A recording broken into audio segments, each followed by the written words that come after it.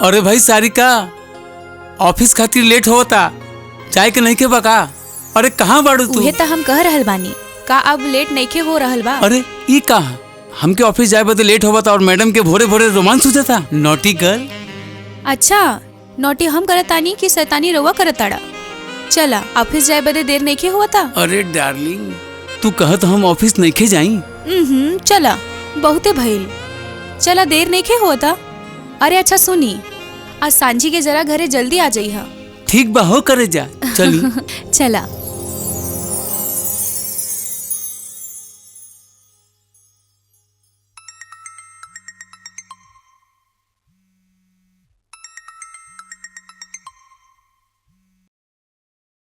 Hello ममता, कैसन बाड़ू? माई Sweetu friend model. Hey my Deere, अब हम मॉडल नहीं खे बानी। मीन्स मतलब ई माय डियर, बहुते जल्दी अब हम एगो बड़ फिल्म के हीरोइन बन रहल बानी। Wow, congratulation. शुक्रिया, बहुते बहुत शुक्रिया। अच्छा सुना, हम बहुते जल्दी ऊ फिल्म के साइन करे बदे मुंबई आ रहल बानी। ओके नाइस, ई तब बहुते नीमन बात बा। Thank you. कब आवत अड़ू तू? बस ऊ लोग के फोन औते ही मुंबई आ जाई। और हाँ, मुंबई आवे के बाद हम तोहरे संग तोहरे घर पर रहब। तारा के कोई परेशानी तो नहीं ना बा? नहीं, पर अरे का भइल? एक बार हम उनका से हम तहर घर आके रुकब त तहरा अच्छा नहीं लागी? नहीं, ऐसन बात नहीं खे बा। एक बार हम उनसे पूछ ले तानी और ये फिर हम रात में तोहके बताओ तानी। Okay my dear. Sorry Mamta, you can understand. हम समझा तानी हो, तू अपन पति से बात करके हमके बतैहा। ओके बाय।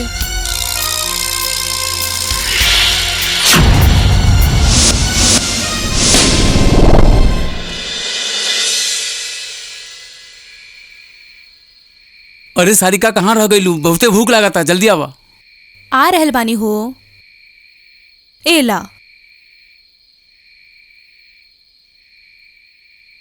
अच्छा, हम रउआ से एगो बात करे के चाहतानी। हाँ बोली ना। हाँ, हमार उजे फ्रेंड बिया ममता, उ मुंबई आ रहल बिया।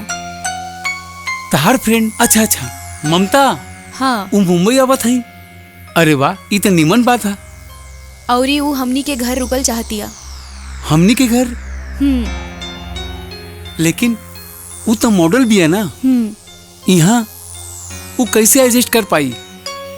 देखा, ये हमनी लोअर मिडिल क्लास सोसाइटी में रहत आनी जा। नहीं, और वैसे भी डार्लिंग, उ यहाँ रही तो हमनी डिस्टर्ब हुई ना। हम समझत तानी, औरी हम ओके कहनी भी कि हम राउर इजाजत के बिना कुछ न करब, पर उ कहाँ इतना दिन रुके वाली बिया? 2-4 दिन के तब बाद बा। औरी इकलौती हमार फ्रेंड बिया, ओके मना करल हमके ठीक नहीं लागता। राउर मन बा ओकरा रखे के? अगर रउआ चाहब ता। ठीक बा, ओके हाँ कही दा बस। Thank you. अरे भाई सारिका, कहाँ रह गईलू तू?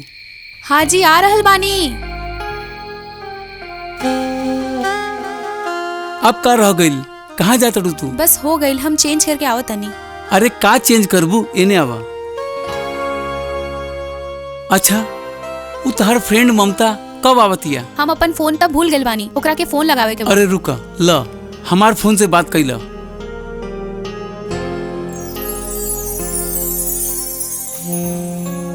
हेलो माय स्वीटू फ्रेंड सारिका, कैसन बाड़ू तू? हाँ, हम बात कैली उनका से। अच्छा, तब फिर का कहिले तहार पति देव जी? औरी उ परमिशन देले बाड़े। वाओ, तू आ सकेलू। ओके, तब फिर 2 दिन बाद मिला तानी। ठीक बा।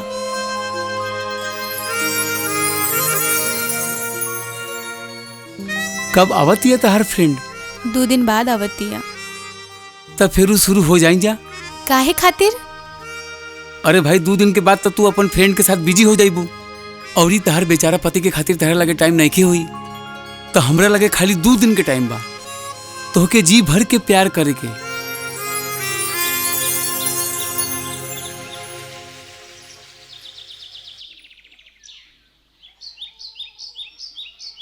अरे आवतनी भाई, आवतनी। कौन आ गई भोरे भोरे?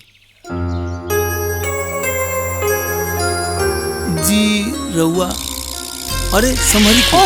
ओ माय गॉड, हम ममता ममता सॉरी आ गई लू तू। हाय।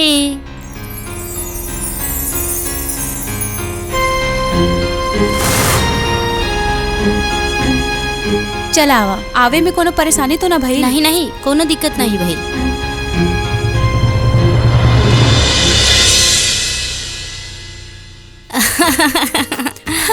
यार सारिका, ताहर पति तो बहुते नीमन इंसान बा यार, और बहुते समझदार भी। तू बहुते किस्मत वाली बाड़ू यार कि तोहके इतना नीमन पति मिलल बा।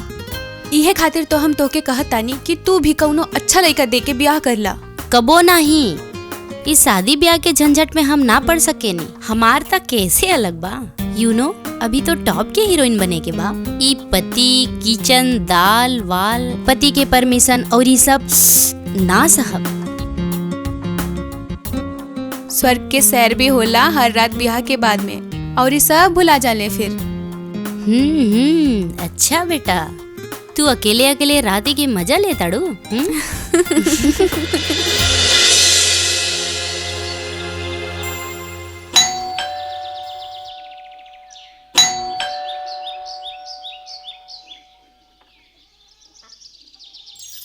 थैंक हाय। गॉड कि तू आ गईला।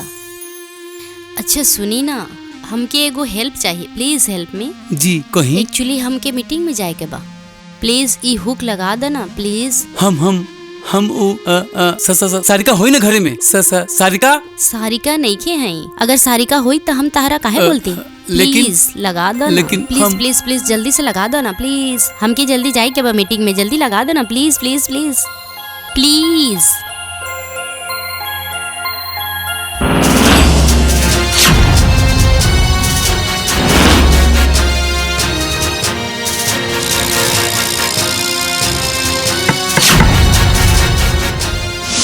सारिका, अरे अरे वो देखा सारिका भी आ गई नहीं।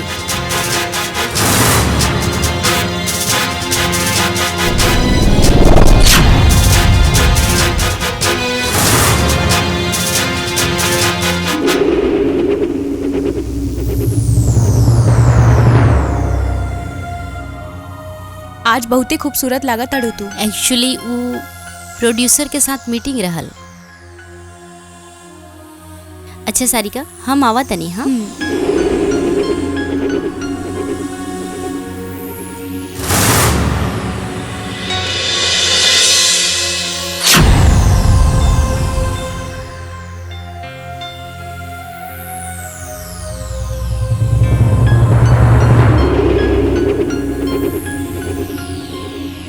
अरे भैल कहा तू हमसे बात काहे न करेलू?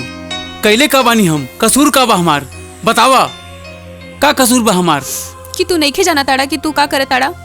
सब दिखता हमके। का दिखता तारा? हाँ का दिखता? उहे जे तू ममता के साथ करे ताड़ा हो। ममता के संगे? ओ सारिका, ऐसन कुछ नहीं बा। जे कुछ भी तू दिखले बाड़ू उ सब वो इत्तेफाक रहल, ऐसन कुछ नहीं बा। नहीं हम गलत बानी और नहीं ममता गलत बा। जे तू देखले बाड़ू सब तहार गलत फहमी बा। बच्ची नहीं खे है हम, सब समझ में आवता हमके कि तू का कर रहल बाड़ा। समझ में आवता? का समझ में आवता तारा? हाँ कि हम गलत करता नहीं तारा संग? हम चरित्रहीन हो गई। हाँ चरित्रहीन हो गई। हम अपन पत्नी के संग विश्वासघात करता नहीं। हाँ ई जे तू कर रहल बाड़ा एकरे विश्वासघात कहल जाला। अच्छा त फेरू हम यहाँ काहे पड़ल बानी? हाँ तहरा के जे सोचे के बाद तू सोचा, हम यहाँ से जाता नहीं। लेकिन एक बात सुनी ला, हम तहार पति बानी और हमेशा तहार पति रहब।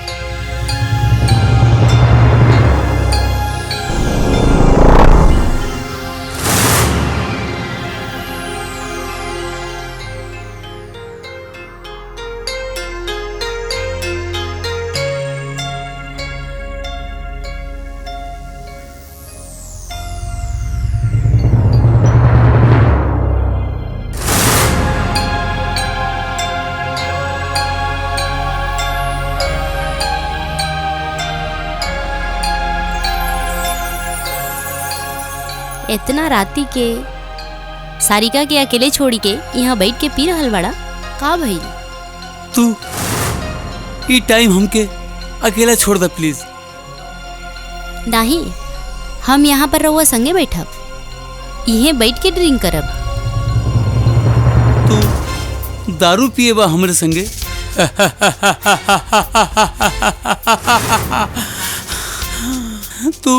तू ड्रिंक करवा हमरे संगे?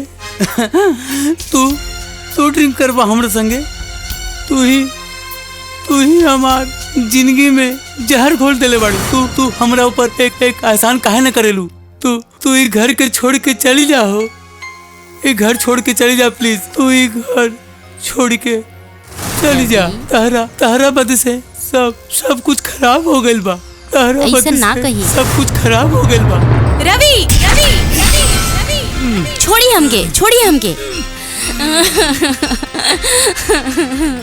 देख लो तहार प्यारा पति की वो हमरा संगे का करता। हम खाली तोरे बदे कुछ नहीं बोलत रहनी, हम समझावे के बहुत कोशिश कईनी, लेकिन ही नहीं समझतने। हम खाली तोहरे बदे चुप रहनी। अब तू ही देखा। सारिका ई तहार दोस्त झूठ बोलती है, झूठी बाई।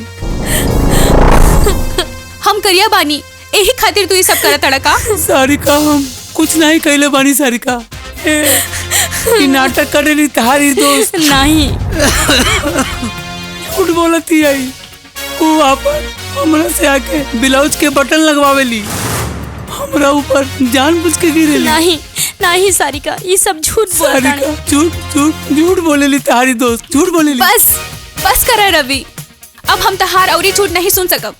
बहुते देख लेनी हम, अब औरी नहीं। सारिका अब तू एक पल के बदे भी ई घर में नहीं रुक सकेला। नहीं सारिका। अगर तू ई घर से चल नहीं गईला तो ममता के रेप के जुल्म में तहरा जिंदगी भर बदे तहरा के जेल में डलवा दे। समझला तू? बस चली जा। सारिका ऐसे नहीं बोला। जितना प्यार हम तोहरा से करेली ना, उतने नफरत भी कर सकेली हम। समझला? ठीक बात सारिका, तू बोलेलू तो हम चल जाता नहीं सारिका, लेकिन तू एकर बात में ना ही तू चुड़ैल बा, चुड़ैल डायन बिया, डायन ई तोके फंसा दिले बा सारिका। चुड़ैल बहुते बड़ चुड़ैल बिया।